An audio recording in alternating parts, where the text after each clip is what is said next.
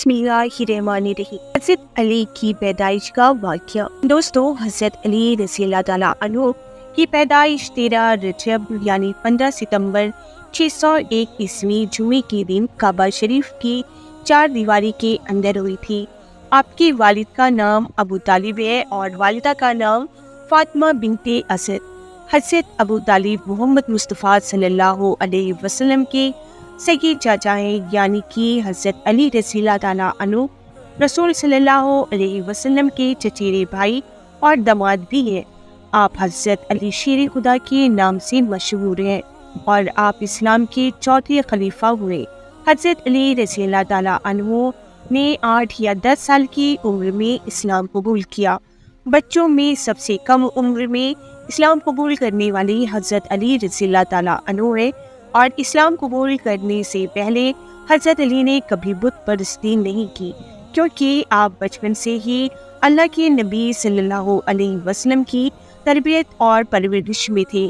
دوستو، جب حضرت علی رضی اللہ تعالیٰ عنہ کی پیدائش کا وقت قریب آیا تو تاریخ میں ہے کہ 11 رجب کے دن حضرت علی رضی اللہ تعالیٰ عنہ کی والدہ بی بی فاطمہ بنت اسد کعبہ شریف کے پاس گئیں اور کعبہ کی دیوار پر اپنا ہاتھ رکھ کر کہنے لگی، اے اللہ، اپنے ولی کو نازل فرما۔ جیسے ہی انہوں نے یہ جملہ کہا، خانہ کعبہ کی دیواریں ہلنے لگیں اور ان کے اندر ایک درار آ گئی اور حضرت علی کی والدہ کعبہ شریف کے اندر داخل ہو گئی۔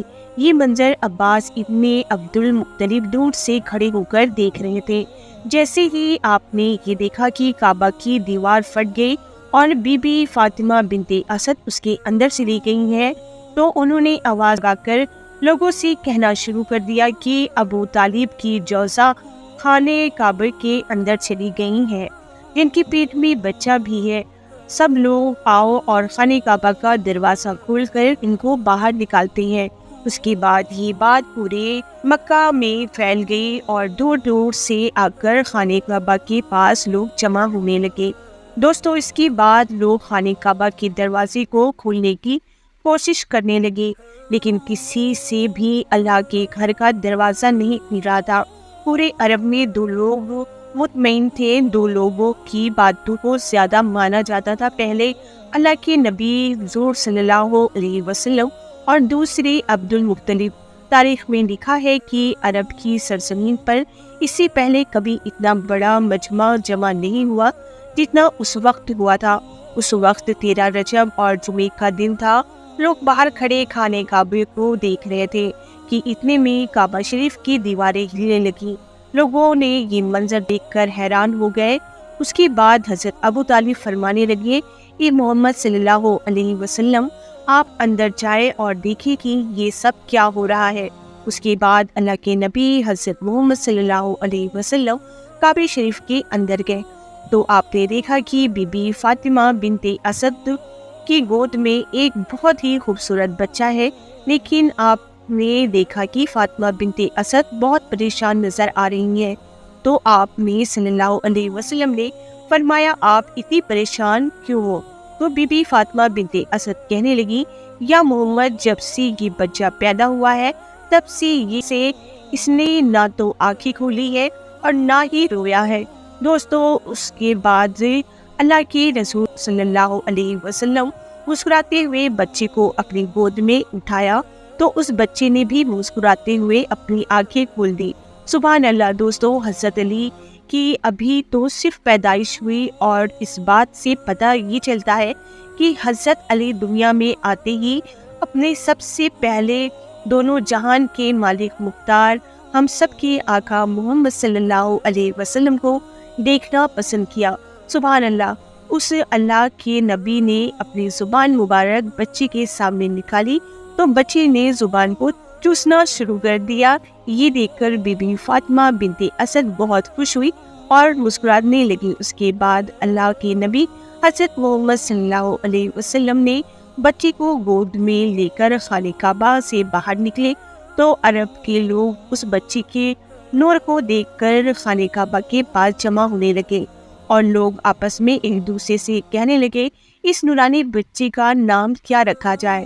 اس کے بعد اللہ کے رسول صلی اللہ علیہ وسلم نے فرمایا، اے لوگوں، ایسا بچہ اس سے پہلے کبھی پیدا نہیں ہوا، اس بچے کی ولادت افضل اور اعلیٰ ہے، اس لیے اللہ کی مرضی یہ ہے کہ اس کا نام علی رکھا جائے۔ اس کا مطلب وہ بلندی جس بلندی پر آج تک کوئی نہیں پہنچ پایا۔ بس اتنا سننا تھا کہ لوگوں میں یا علی کی صدائیں گونجنے لگیں۔ اس کے بعد ابو طالب حضرت علی کو اپنی گود میں لے کر گھر کی طرف جا رہے تھے کہ راستے میں انہیں ایک منافق شخص ملا۔ وہ کہنے لگا، اے ابو طالب، وہ رسم نہیں کرو گے جو ہر بچے کے ساتھ کی جاتی ہے؟ دوستو، آپ کو بتا دوں کہ اس وقت مکہ میں ایک جاہلانہ رواج تھا کہ پیدا ہونے والے بچے پر سانپ چھوڑا جاتا تھا۔ اگر سانپ بچے کو مار دیتا تو وہ لوگ کہتے تھے کہ یہ بچہ اپنے باپ کی اولاد نہیں تھی، لیکن اگر وہ سانپ بچے کو نہیں کاٹتا تو وہ کہتے کہ بچہ اپنے باپ کی ہی اولاد ہے۔ اس کے بعد ابو طالب نے بچے کی طرف دیکھا، ان کے بعد حضرت علی کو ایک طرف رکھ کر کہنے لگے، لاؤ اس سانپ کو جس پر تم میں فخر کرتے ہو۔ اس کے بعد اس سانپ کو لایا گیا اور حضرت علی پر چھوڑ دیا گیا۔ جیسے ہی وہ سانپ حضرت علی کے قریب آیا تو حضرت علی نے اپنے ننھے ہاتھوں سے اس سانپ کو پکڑ کر 2 ٹکڑے کر دیے اور اسے دور پھینک دیا۔ یہ دیکھ کر وہاں موجود سبھی لوگ حیران ہو گئے اور کہنے لگے، اس بچے میں ضرور کوئی بات ہے، ورنہ یہ کرنا ناممکن ہے۔ اور سب کے سب کہنے لگے، یہ تو کمال کر دیا، اس چھوٹے سے بچے نے تو سانپ کے 2 ٹکڑے کر دیے۔ یہ آواز سن کر حضرت علی کی والدہ بی بی فاطمہ بنت اسد کہنے لگیں، یہ میرا بچہ حیدر ہے جس نے سانپ کے 2 ٹکڑے کر دیے۔ تو دوستو، یہ ہے حضرت علی کی شان، جس نے پیدا ہوتے ہی بڑے بڑے کرامات دکھائے، جس کی پیدائش تو اللہ کے گھر میں ہوئی اور اس کی وفات بھی اللہ کے گھر میں ہوئی۔ اللہ کے گھر میں ہی آپ کو شہید کیا گیا تھا۔ اللہ اکبر۔ دوستو، اتنا عظیم اور بلند مقام ہے سیدنا حضرت علی رضی اللہ تعالیٰ عنہ کا۔ دوستو، اگر آج کی ویڈیو آپ کو پسند آئی ہو تو ہمارے چینل پیا وائس کو سبسکرائب کریں اور ویڈیو کو زیادہ سے زیادہ شیئر کریں، اور ملتے ہیں ایک نئی ویڈیو کے ساتھ۔ اللہ حافظ۔